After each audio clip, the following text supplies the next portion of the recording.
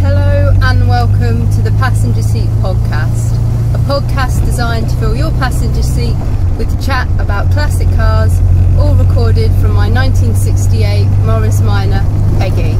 I'm Becca, and on today's episode I'm driving home from work. Had a pretty long day at work with quite a few things to do, so it's really nice to have a drive in my favourite car on my way home. It's a really nice way of kind of decompressing from the day, relaxing a little bit, and having a little bit of fun in every day, and that's definitely one of the best things about dailying my classic car.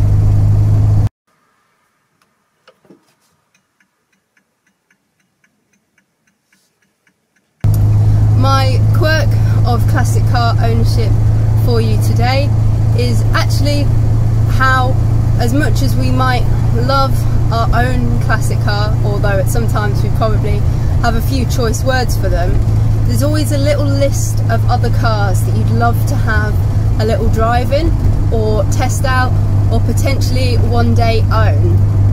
And if you're lucky enough to be someone like Steph from I Drive a Classic, or Ian from Hubnut, you get those opportunities, whereas some of us, we've got to get that either friendship group with somebody who owns one, or we've got to buy one ourselves at some point to have a go. So that leads quite nicely into today's podcast topic of my top 10 favourite cars that I would love to have a go at driving.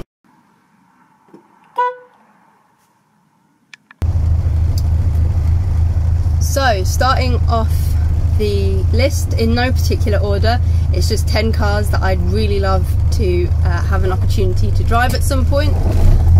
Is probably my most likely to drive eventually, to be honest, and it's a car that I've mentioned a few times on the podcast before, and that is Nelly.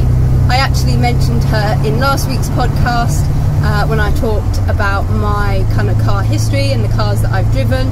I have technically already driven Nelly around that little car park, however I would love to have that opportunity one day to drive her out on the open road, take her to some shows, possibly have a little day trip with the convertible roof down, and enjoying the wind through my hair and that very cliche moment and things like that. I know it's going to be a very different experience, and I'll probably be incredibly nervous for a lot of it, but I'm hoping that it won't be a one-off opportunity, and that there'll be quite a few opportunities for me to enjoy that, and it's probably going to make it towards one of my favourite drives when it happens. So Nelly, the 1935 Singer Le Mans 4-seater, is right there, probably, although this list has no order, it's probably up there at the top of my list. Another Singer that's on my list is another car really that I've mentioned a few times, but a little bit less specific. I'd love to eventually have a little bit of a drive in a Singer Gazelle. They were a car that I grew up admiring, and a car that I did think about being that first car that I purchased, but that kind of spares availability and things didn't really make it too practical for me and affordable for me to be able to drive as a daily. But I would maybe love to own one day, but I would certainly love to have a driving one.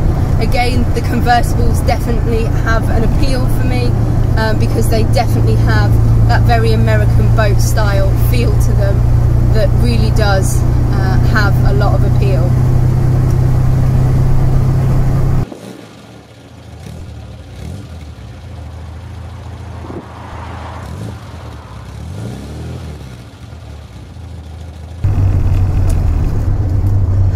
Another very similar era to the Gazelle actually is an Austin Counties. There's quite a few different options if you're familiar with them. There's like the Cambridge, the Somersets, all named after various different counties in the UK, all that 50s era, I believe, and they all have such beautiful kind of appearances and lines, and obviously a very similar era of driving to what I'm used to, and tends to appeal to me.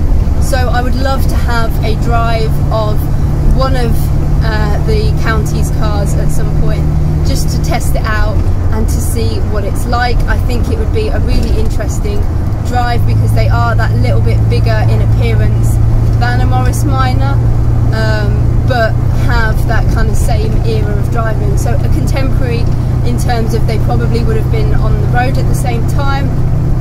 So again, that comparison to the Gazelle and the Morris Minor that I'm familiar with would be a really interesting little drive, and something that I'd love to have a go in, and is a very beautiful car when I've seen them at shows, so would be just a fantastic experience, I think. A car that I've admired for a little while actually, but especially since watching Hubnut's video on it. I'd seen a few of them kind of out and about actually. I've seen a few of them locally, kind of just out and about. I think I saw one drive past my house, and that is the Citroen Traction Avant. I'm not too fussy on kind of year or anything like that. I'd be happy to try almost any of them out really, but there's so many unique and first use features on that car, which I learned from the Hubnut video, that I think would make for a really interesting drive. And it's such a beautifully styled car as well, quite a big car, quite unusual in its appearance, especially given that it was produced well into the 50s as well. It just has a very interesting appeal, and again, not really a car I think I'd like to own, but it's certainly one that I would enjoy a day out in, and the experience of driving it, much like an Austin County's car, whereas a Gazelle and Nelly are on my list of cars that I would like to drive a little bit more regularly, perhaps at some point.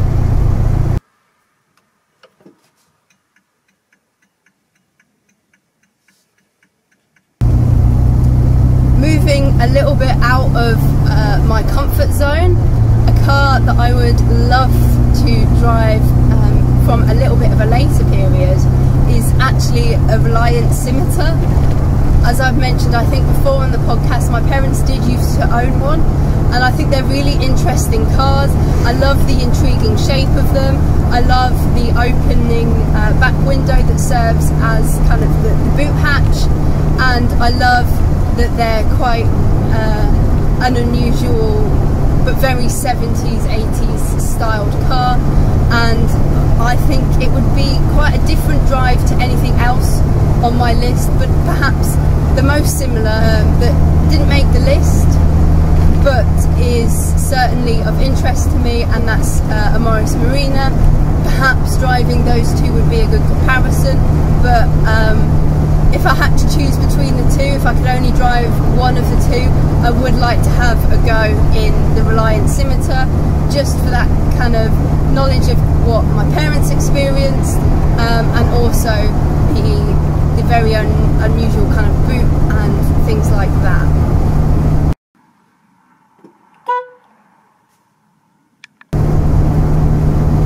Going back to the 30s now, I would love to drive a Morris 8 of some sort.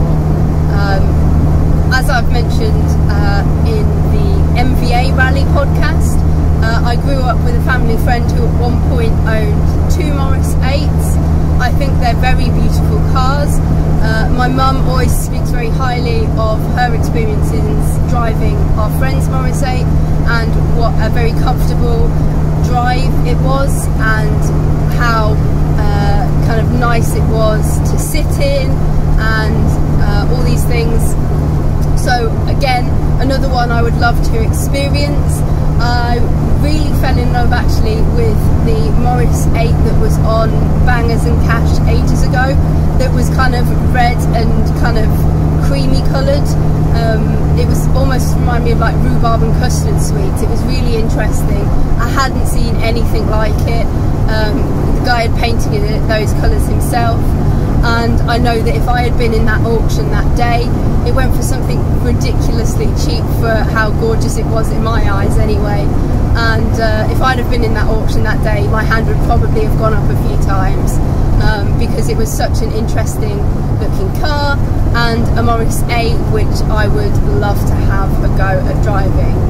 Again, not sure if I'd ever own one.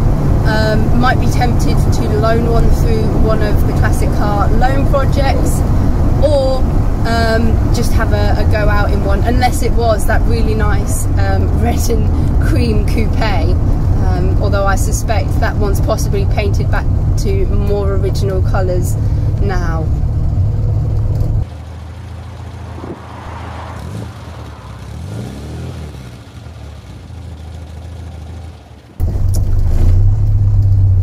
I mentioned in one of my earlier podcasts that my parents owned a Morris Minor for a very short while, and eventually swapped it for a Riley Elf, because my mum didn't find the Morris Minor very comfortable to drive, and so they went for a Riley Elf because she had loved minis, and they obviously share quite a lot of similarities with the minis.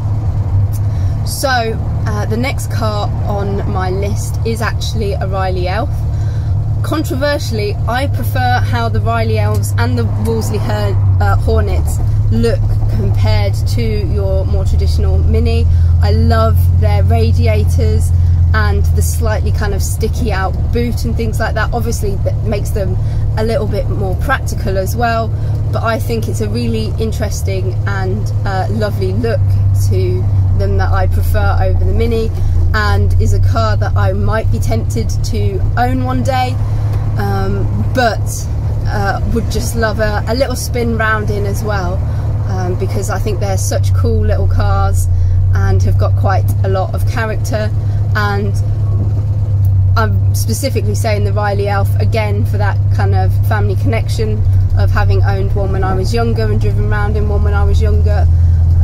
But also I really like the name, as silly as it sounds. I think a Riley Elf sounds much more friendly and cheeky compared to a Wolseley Hornet. Another car that's pretty familiar with my family, and I think that's probably quite a serious running theme in this podcast, is driving a Hillman Imp. We do currently own one as a family. My dad owns a Hillman Imp Spring Special, which is quite an unusual Hillman Imp if you know your Hillman Imps. So maybe at some point, once that's back on the road, I'll get to drive one of those, get to drive that for a little bit and see what that's like, because my dad is a big fan of Hillman Imps and Singer Chamois, and speaks very highly of them, so I definitely like to have a go at that and see what all the fuss is about. I also follow some very beautiful Hillman Imps that are on my Instagram page, and they seem to have a lot of fun in them, so it's certainly a fun little car. I'm definitely drawn to a lot of fun little cars that you can kind of drive about in. Also, I think part of the appeal for me is that the kind of rallying heritage that the Hillman Imp has. I've got a lot of kind of interest and respect to those who have kind of been involved in rallying in the past, and the Hillman Imp's heritage there definitely appeals to me.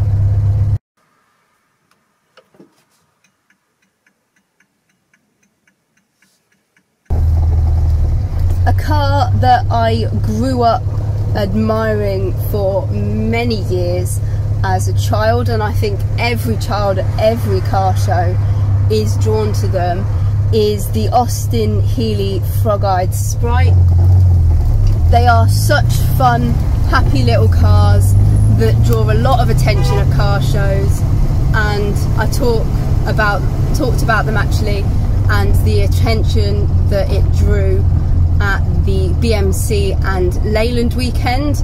And I think it would be such an experience not only to experience the driving of a different car, one that I've not driven before, but also people's very happy smiley faces, I suspect, when they see one out driving with its big grin and its big googly eyes and things like that. Finally, number 10 on my list is something really early. I'm not very fussy, but I would love to try something very early motoring. So something like 1910s or 20s.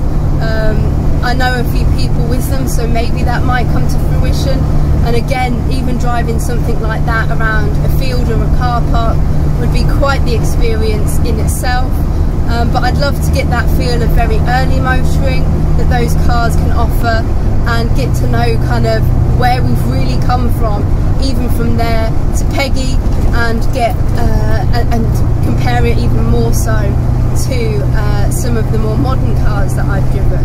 I think it'd be a really fascinating experience. I've heard such interesting stories from people who have driven them, and even interesting things like the fact that a lot of them don't have speedos, but they'll have useful things like clocks instead, and they're just a completely different driving experience. That kind of speeds and stuff that they'll go at, the gearboxes being so early and different, some of them having that pre-selection on the steering wheel and things, all these completely unique things that you're only going to find in those very early cars, are most certainly something that I would at least like to try once.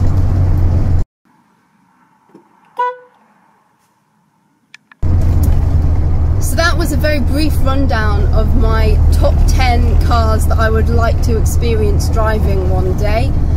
My biggest issue is that I'm so attached to Peggy now, even with all the issues that she's given me over the last couple of months, that I think I'd struggle to ever sell her, because she's made me so happy. I've had so many lovely adventures with her, and the idea of ever parting with her is just something I don't want to ever think about at the moment. But there's all these other cars that I would love to have a go at driving or potentially owning, and so I'm trying to work out the eternal car struggle of what do you do? Do you try and borrow one for a bit, have a little go? And obviously things like the Classic Car Loan Project are fantastic for that, because I believe there is a Riley Elf available on the Classic Car Loan Project, and that would be a lot of fun. But it's finding out where we can get these opportunities and things like that. But this podcast has put all those 10 cars out in the universe for me, and so maybe some of them will come to fruition. Well, we know some of them will, but maybe more of them will now that we've put it out in the universe. I hope you have enjoyed hearing my top 10 list. I'd love to hear some of the cars that you haven't driven that you would love to have a go at driving, and any that you've driven from my list and what your experiences were like. So get in touch with me either through Instagram or in the comments section on this YouTube video. Thank you ever so much for listening, and drive safely and happy motoring.